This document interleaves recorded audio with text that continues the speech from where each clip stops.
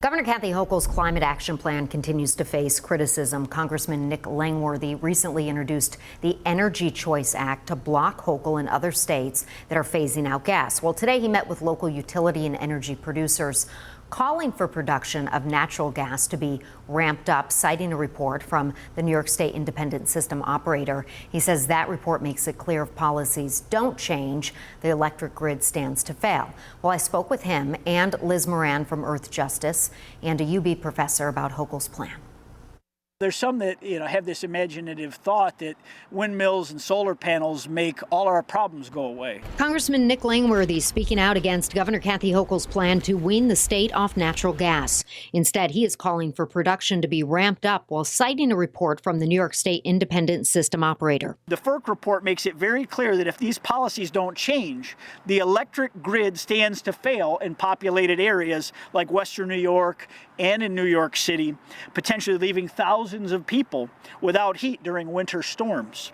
Natural gas is the difference between life and death in these situations. I spoke with Liz Moran from Earth Justice, who says Hochul's plan is good for the climate and people need to get on board quickly to make it work. There's a lot of concern over the timeline of how she wants to implement this energy source. Yeah, thankfully, New York State is moving forward with a really important climate plan. The state took a number of years looking into how we can meet the mandates of our climate law.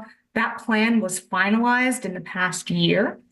And these are entirely achievable goals, but we do need to move quickly. So New York State has a statewide goal of achieving net zero greenhouse gas emissions by 2050. And there's a couple other intermediary goals along the way, including getting the grid off of fossil fuels, making it a zero emissions electric grid by 2040. Langworthy says converting to all electric will be costly. Some of the estimates out of our meeting today was the full electrification mandates on our citizens could cost as much as $30,000 to $40,000 per household. UB professor and energy expert Nick Rakovich says New York's plan is ambitious but feasible. One of the biggest things for folks is they're very nervous about it because we're talking about moving away.